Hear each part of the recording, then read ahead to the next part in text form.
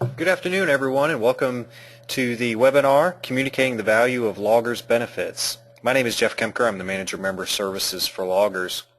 And what this webinar is all about is how to let potential employees and current employees know the value of the benefit that they have through the Loggers retirement system. Loggers benefits represent a fairly significant investment on the part of the employer. And we believe it's important that employees know that the kind of investment and the kind of value that this benefit provides for them. So first of all, just to go ahead and kick this webinar off, I'd like to ask everyone a question. And that question is, it's a simple true or false question. Are Loggers benefits important in recruiting and retaining quality employees? So I just kind of want to get everyone's initial thoughts on this. Is if you believe, as part of your complete benefits package, are Loggers benefits important in recruiting and retaining quality employees? So it looks like votes are coming in. No one has said false yet, so that makes me happy. That makes me smile. Looks like we have 60% of you. 60. Oh, the votes are still coming in, and everyone is saying true. So that's good. So that starts this webinar off on a positive note. And that's what this series of webinars is all about. It's about recruiting and retaining quality workers. And we believe that the Loggers benefit is a very good tool in making that happen, in recruiting and retaining those quality folks. Because today, all Americans, more and more people, say that retirement is their biggest financial concern. And a lot of this stems from the fact that more and more Americans are completely on their own as far as funding their own retirement, because they work in the private sector where pension plans just simply do not exist any longer. So they are responsible for completely funding their financial future. And there's some stats here that I thought were interesting that have come out of several different polls and surveys that I found. 75% of voters are worried they will not have enough money to retire. The average retirement savings deficit is $48,000 per person. Half of American households ages 55 to 64 have less than $98,000 saved for retirement. Only half of private sector workers have access to an employer-sponsored retirement plan.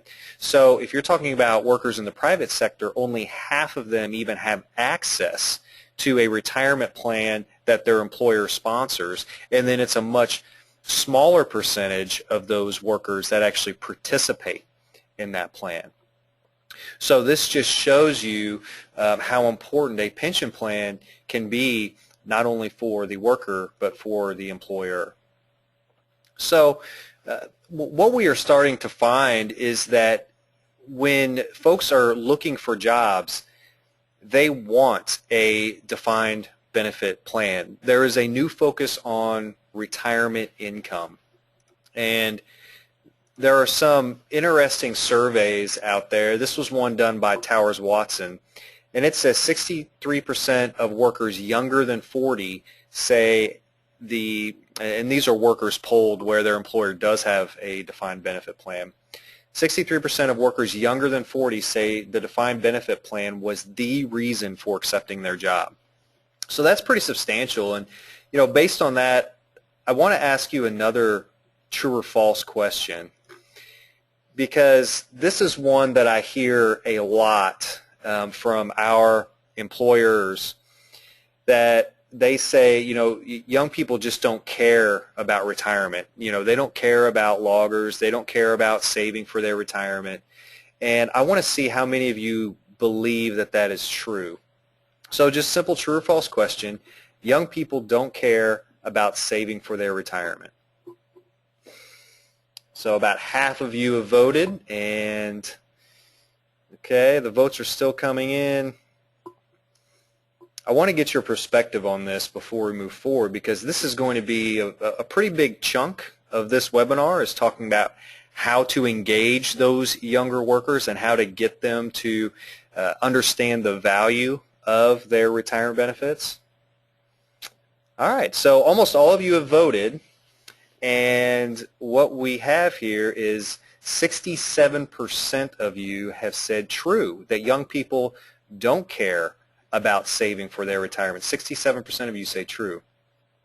And I think that's very, very interesting, and that's, again, that's something I hear a lot from our employer contacts, folks in HR that say, we just can't get the younger folks engaged. And what's interesting about that to me is that if you look at some of the national surveys and polls that I've been reading, it says the exact opposite. You can see this one here that says 63% of workers younger than 40 say the defined benefit pension was the reason for accepting their job. And we're seeing research now that says younger workers are more focused on their retirement benefits than ever before. And I read one the other day that says 49% of millennials, and millennials are typically those that were born between 1979 and 1996, somewhere in that time frame. So I'm on the I'm in the older wave of the millennials, being 33 years old, but I definitely fit into that category. And so 49% of millennials say that retirement benefits are a very important factor in job choices.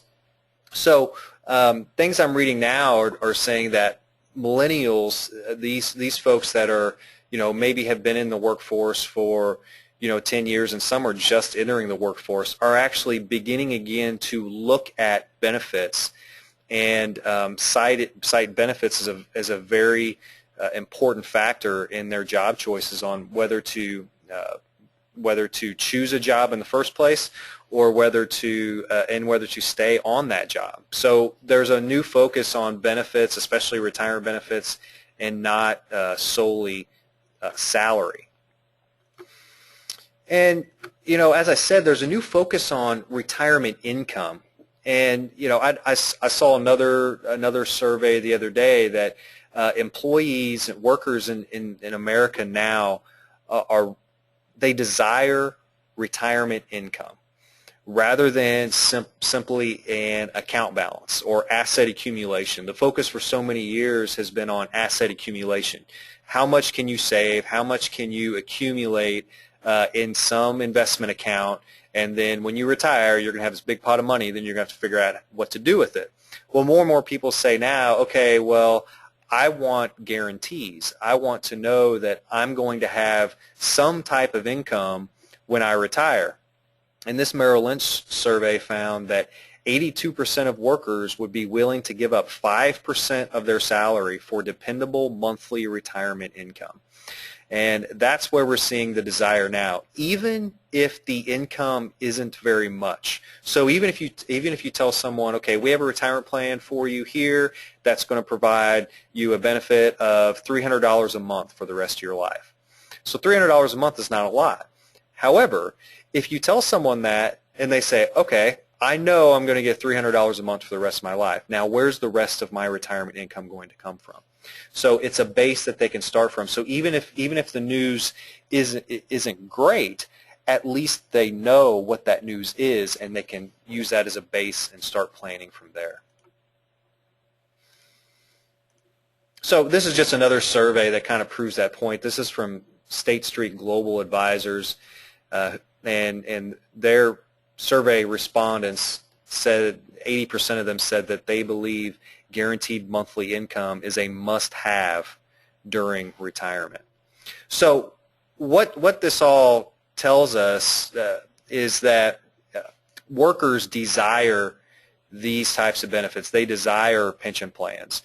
And I think that's one of the arguments that we hear from the investment community, is that workers don't want pension plans because workers move around so much that they want to be able to take their money with them. And what we're seeing now is that's completely swinging the other way, and I think 2008, 2009 had a lot to do with that, especially for younger folks who saw their parents in 401k plans and they saw, you know, half of their 401k get wiped out. Folks in my generation have seen that, and they want to make sure that their financial future is on better ground. So when employees understand the value of their benefits, retention increases. And a study by the National Institute on Retirement Security found that having a defined benefit pension can reduce quit rates by 20%. So we're talking about reducing turnover just by having a defined benefit pension. Now, something I didn't mention from the very beginning is that if you want to communicate with me, make any comments or ask any questions during this webinar, I would highly recommend that. That'd be great. I'd love to get more perspectives on what you're seeing on your end as far as recruiting and retaining employees, and how you communicate the value of your benefits to those employees. So if you'd like to share anything, there's a chat feature on the right. It should be on the right-hand side of your screen unless you've moved it somewhere else, but there's a GoToWebinar interface that you can use on your screen, and there's a chat feature and there's also a questions feature. So you can use either one of those. Just click on the little cross sign or the little plus sign. It'll open up a text box, and you can type in that text box, click send. I'll see that, and if you have any perspectives or anything else you'd like to share, please let me know. I would love to hear from everyone out there.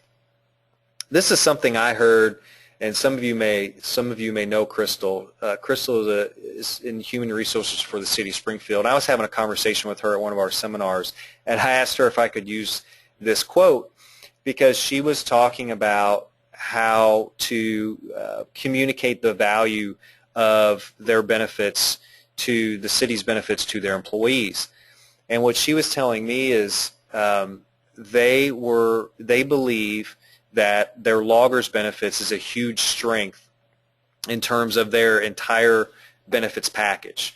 That loggers, from a human resources standpoint anyway, really stands out, and they were trying to figure out ways to communicate that to the employees of look what you have here as a pension benefit, and look at the value that this pension benefit provides, and to try to communicate that better to the employees in order to hopes to increase retention and boost morale and those sorts of things. So what she told me is we see loggers benefits as a huge strength, and we need to find ways to leverage that strength. And that conversation was really the basis for this webinar.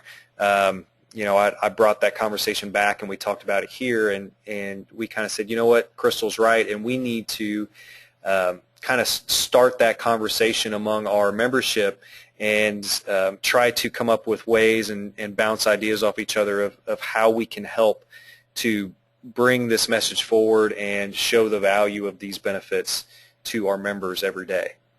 So, you know, based on the research that we've been looking at, and the fact that workers now highly value retirement income, and they highly value features of a retirement plan that are like defined benefit pensions like loggers. These are some words that I believe our employers should use when they're describing loggers benefits to employees and to recruits. Perhaps when you're putting ads in the paper and things like that, where you want to highlight some of the benefits that you offer. Use words and phrases like guaranteed, protected, lifetime retirement income. These are the types of words that keep popping up in these surveys and the research that we're looking at of what employees desire. They want to remove uncertainty. And that's what folks are really wary of now after 2008, 2009, is they don't like the uncertainty. And they want to hear things like, you know, you have benefits for retirement that are protected, they're guaranteed, it's lifetime retirement income, it's a guaranteed monthly amount, it's a predetermined guaranteed monthly amount that you are going to receive every month for as long as you live. Those are some of the ways that we, as Logger staff, have started describing the benefits that we have, and it's worked pretty well, considering it's really matching up with what people are desiring now. And let's go back to millennials. You know, again, what was it? 75% of you said that you said it was true that young people don't. 67% of you said that you thought it was true that young people don't care about saving for their retirement. When actually there was a study done recently where it was Transamerica Retirement Studies that did it, and they looked at all the different generations, and they identified the millennial generation. They call them super savers because 75% of working millennials are currently saving for their retirement. Now, us millennials have a lot of other financial issues that we need to work on, but as far as retirement, 75% of us are saving and do care about our retirement and are trying to plan for the future. But one of the things that millennials need to do in order to make it a priority is they have to envision their future self.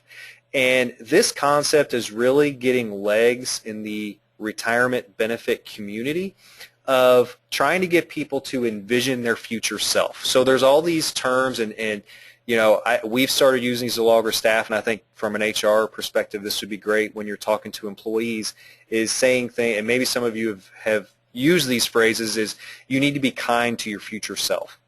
Think about your future self, and you know, what is that life going to look like? What kind of life are you creating for your future self? And I really like that concept because we live in a culture where it's all about now and today, and I have to put food on the table for my kids, and I have to save for college, and I just bought a house, and I want to buy a boat, and all of these things. And it's tough to sort of take a step back and say, well, what about my future self? And so it helps if people can actually envision what that life is going to look like. And one of the things that we have found, one of the tools, as I said, this is really starting to get legs in the retirement benefits community. So this is me at age 67. There is a app or online tool you can use. It's on the Merrill Lynch website. It's called Face Retirement, where you can actually take a picture or upload a picture of yourself, and this tool will aid you, and it will show you what you look like in the future. And the whole point of this is to try to get you to envision what your future self is going to look like, and if you can actually look at your future self in the face, it might actually get you to consider the type of life you were creating for that future self. So I thought I would share my future self with all of you. It's pretty interesting. It's just a tad creepy, but I really liked it. It's completely free. Again, it's called, if you just Google Face Retirement Merrill Lynch, you know, it'll pop up, and it's kind of neat to play around with, so you can actually look your future self in the face and talk to them about the life that you are setting up for that person. People want personalization, and obviously, you know, as HR and benefits folks, you know this. Gone are the days when you can just talk about examples and say, well, this is an example of a 50-year-old person and blah blah blah. People don't want examples of make-believe people. They want to see their information, and they want to know what's in it for them. Okay, that's a big one. What's in it for me? Everyone wants to know. I want to see my information, and I want to know how this benefits me. And some of the ways you can do this through with your loggers benefits is a great way is to promote the loggers annual benefit statements. I talk to so many loggers members when they call and ask about, you know, how much, if I quit today, how much am I going to get? And my first question is always, well, what did your last annual benefit statement say? And I'll often say, well, I don't know. I don't look at those.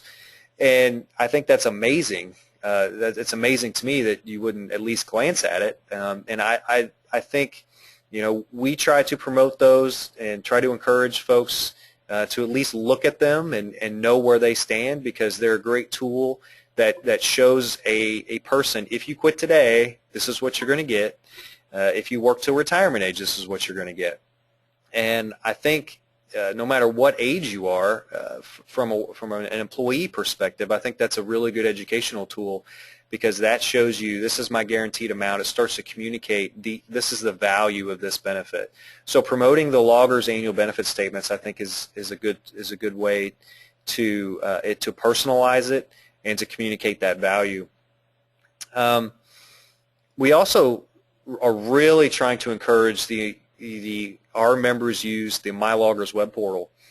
There's a lot of great information and tools on the web portal for members. I think the greatest one that we have is the benefit estimate calculator, where it's all about personalization.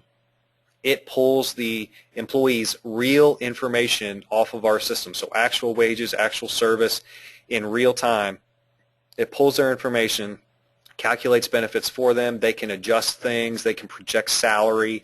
What if I get a 2% increase each year from now until the date I retire? Then what's my benefit going to be? They can change their age of retirement, their date of retirement, and they can save benefit estimates. And the cool thing about it is not only does it pull the employee's actual information, but the calculator that it uses for this purpose is the exact same calculator that we as Logger staff use when we generate benefit estimates. If someone calls on the phone and says, I'd like a benefit estimate mailed to my house, it's the exact same calculator that our benefit specialists are using. So you get the same end product. So I think that's a great way to personalize it, is to encourage use of the MyLoggers web portal.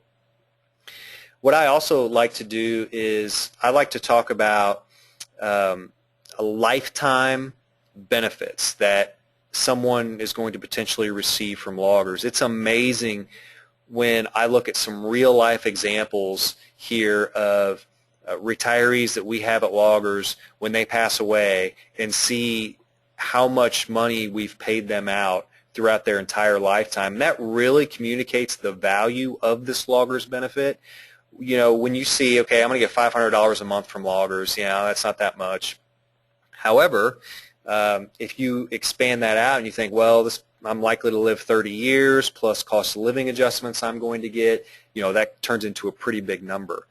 And it's even more helpful, I think, for those of you who are contributory, where your employees contribute 4% of their monthly gross salary, and some of them complain about that, of having to contribute that 4%. They don't really like it, especially the younger folks.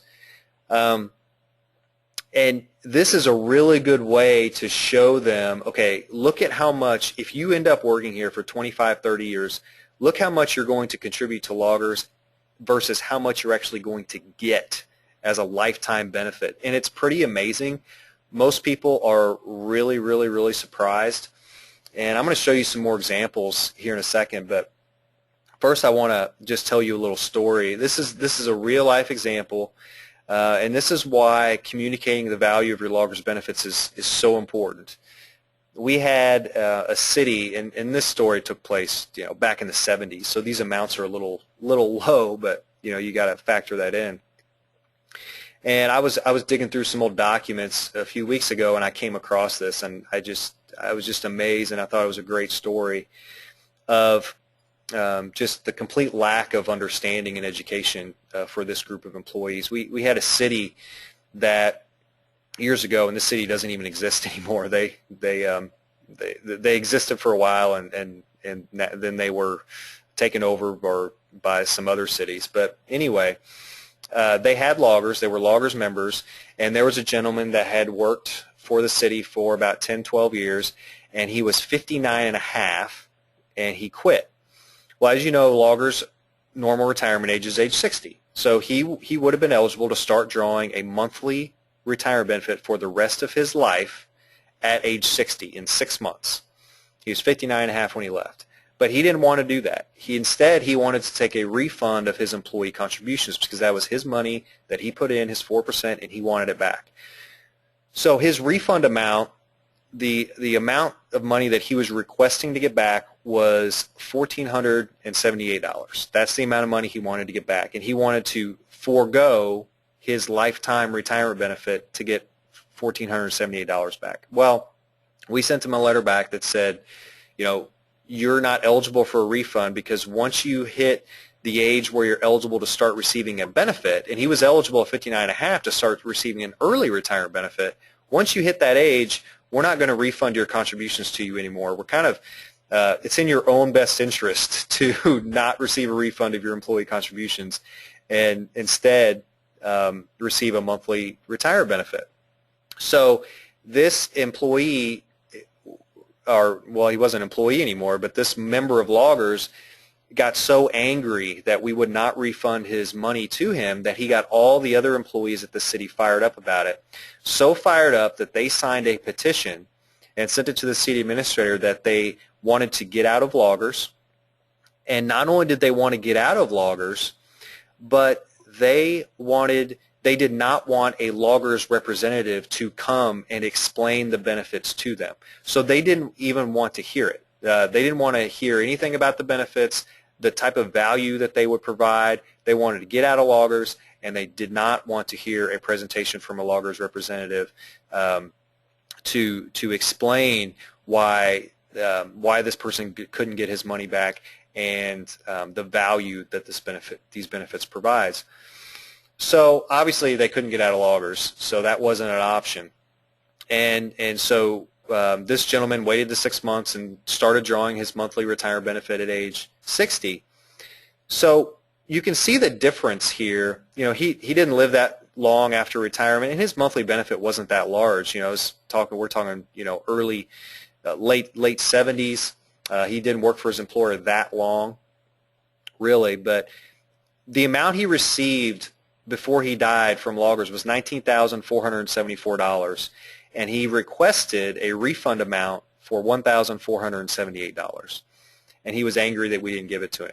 Now, I wish a Loggers representative could have been there when he passed away to see if he was then singing the praises of Loggers for that monthly check he received and the actual value that benefit provided. Probably not. But I think this is a really good example of how important education is. And again, I really love showing an employee, this is the amount that you're going to contribute over your career. This is the amount that you could actually receive from Loggers. So this is an example that I threw together. This is a retiree.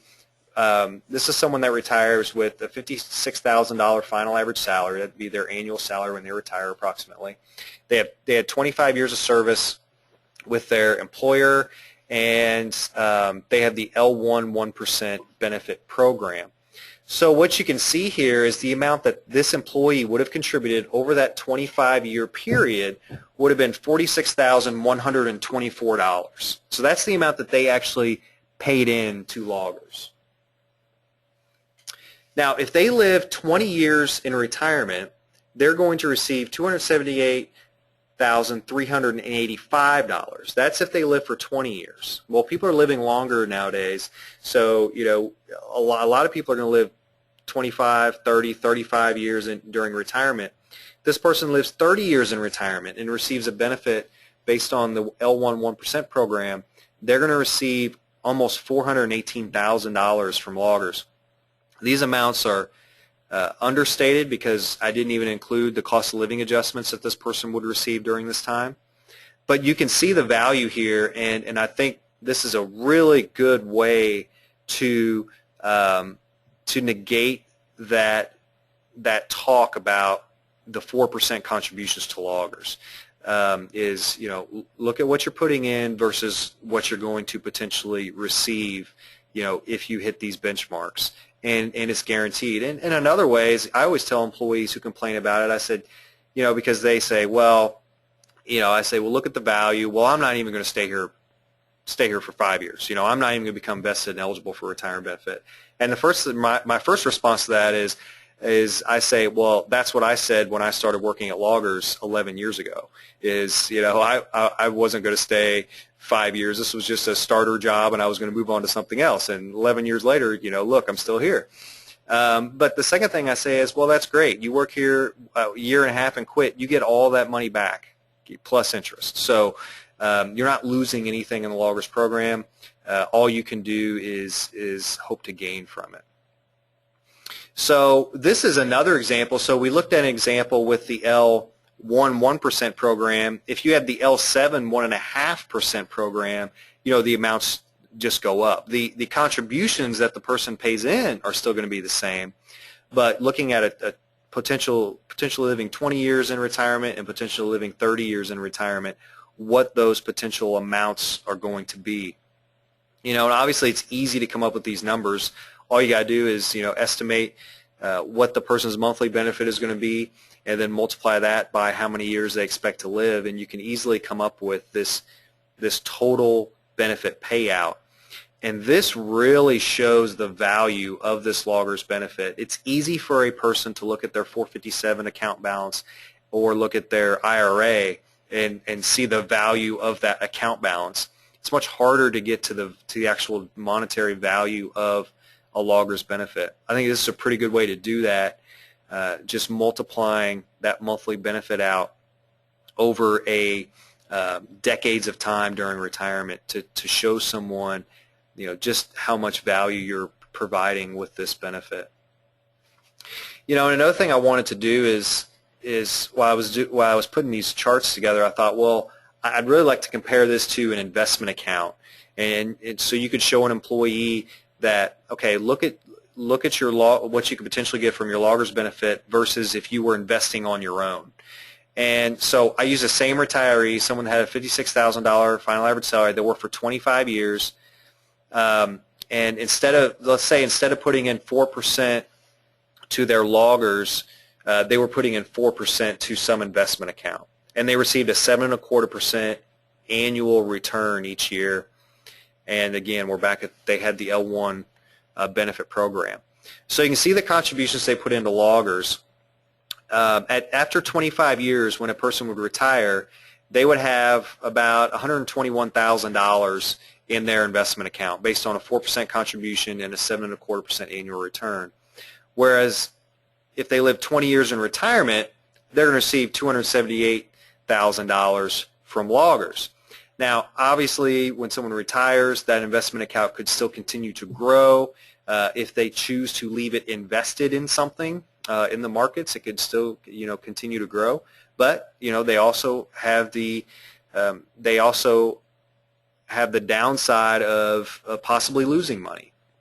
So this is another way to kind of show that value. I also hear from members a lot of times about how they would just rather have their money and invest it themselves because they think they can do better than their Loggers benefits. So whatever their employer is paying for them for Loggers, they just prefer for them to be putting that in an account, an investment account, so they can direct their own investments. And I always just have to laugh at that, just thinking that someone can do better unless you're an investment professional, thinking that you can do better over the long term.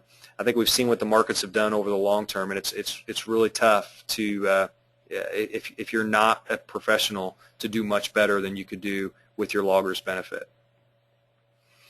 So you know, seeing those charts, those are some pretty big numbers of, you know, wow, if someone lives, you know, 30 years in retirement, they could receive over $600,000. That's a lot of money. Like, you know, how do we pay? How does that get funded? Who pays for that? That's a bunch of money.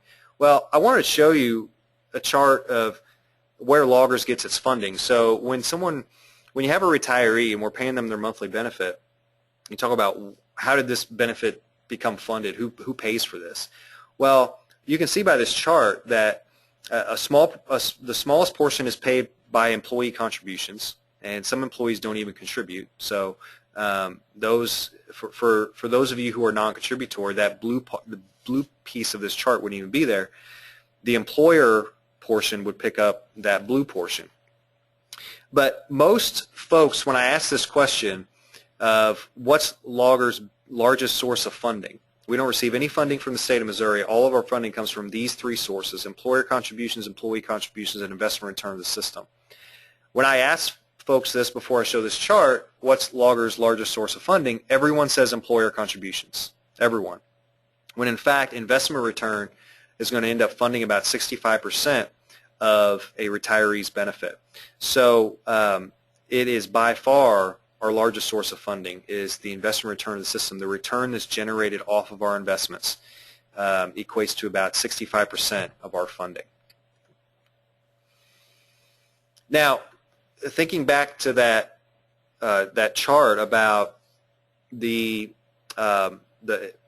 investment account versus loggers, and so what would an employee have to do in order for that investment account to equal the same amount that they would receive from their loggers benefit? So it was, they were going to have $121,000 in their account, in their investment account when they retired. How could they have that, create that same value in that investment account, the same value as they would receive from their loggers benefit? Well, a lot of things have to fall into place over that time. I was at a meeting with a group of firefighters a couple months ago, and the fire chief there said something that I've quoted a lot since then. He was talking about that they had at this place an investment type retirement plan, and they were thinking about switching to Lager's defined benefit plan. And he said, as a fire chief, I make a pretty crappy financial advisor. And I thought that was a great quote because it's true. If you don't have a pension and you're expected to do it all on your own, it's almost impossible to create that same value. And another firefighter in the room said, a lot of things have to fall into place. I basically quoted him on the slide. A lot of things have to fall into place throughout my entire career in order to create the same value investing on my own that I could get from a logger's benefit. And in this example, what that employee would have had to do to create that same value is they would have had to either contribute 9.2% of their salary instead of 4%, or they could have contributed 4%, but instead of earning an annual return, and this is consistently every single year earning this return, they would have had to earn an annual return of 12.4% instead of 7.25%. They would have had to have the same savings and returns consistently each year, meaning they never take a year off or a month off for their savings for emergencies or their kids going to college or whatever. Their savings are the same each year. They actually increase as their salary increases, so the savings have to be consistent. Their salary must trend upward each year, and the employee themselves must make great investment and asset allocation decisions in order to create that same value. So a lot of things have to fall into place in order for that employee to create that same value in that 25-year period. So, loggers benefits, and again, going back to the very first slides about the focus on retirement income, that's what loggers benefits are designed to do. They're designed to replace income during your retirement years. That's what a retirement plan, the main goal of a logger's defined benefit plan, that's what the main goal is to replace income, to provide income during your retirement years. So let's just look at that same example we've been looking at this entire time. So if this is someone's salary right before they retire, $55,667. This is their annual salary. So when you're talking about planning for your retirement, how am I going to replace my income? So I'm no longer going to be receiving a salary, but how am I going to live? How am I going to pay my bills? How am I going to do the things I want to do? I need to figure out how to replace that income. Traditionally, financial advisors forever have said, in order to maintain your current standard of living, you need to plan to replace somewhere between 75 and 90% of your salary during your retirement years. Everyone's goals are different. Some people might want to replace 100%. Some people might want to replace 75, but it's going to be somewhere in that range in order to maintain your current standard of living. So let's show you what you're going to get from your logger's benefit. So in the examples I've been using, your logger's benefit, in this case, this is someone with the L7 plan, is going to replace 37.5% of your salary. Well, let's say this person's goal was 80%. So obviously your loggers benefit's not going to be enough. Okay, your loggers benefit's not going to be enough. Everyone needs to plan and save in addition to their loggers benefit in order to maintain their standard of living. So your goal is 80. You know your loggers benefit is going to replace 37.5%. You know you're going to get that each and every month. It's a guaranteed protected amount. So where's the rest going to come from? Well, the rest is Social Security and your own personal savings. But I think the key here is to focus on, yeah, your loggers benefit's not going to be enough, but it was never designed to be. At least you know that, at least you know how much of salary it's going to replace, and you know it's a guaranteed amount, and you know you're going to get it each and every month. So then from there, you can plan accordingly after that. So I think those replacement rates are a really good tool in retirement planning.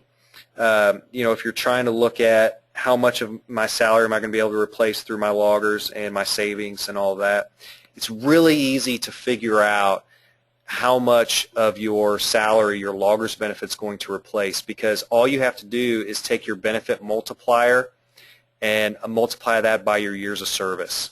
So for example, if you had the L1 1% benefit program, you just multiply 1% times 25. Obviously that comes up with 25%. So if you work for 25 years, you have the L1, it's going to replace 25% of your salary. So if your goal is 80, you have some additional work to do to fill in those gaps or work longer. If you have the L7 1.5% program, just take 1.5% times your years of service.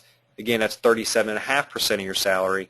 Where's the rest going to come from? But this is a really good way to encourage employees to look at how much their loggers benefit is going to provide.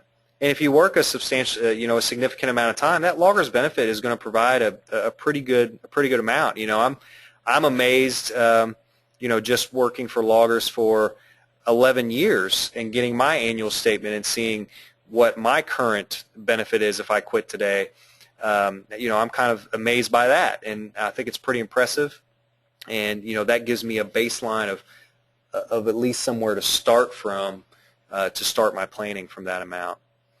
So some of the takeaways from this webinar that I want us to focus on is workers want secure monthly income. There's a big desire out there right now for workers and people seeking jobs. They are seeking security, and they are moving away from uncertainty.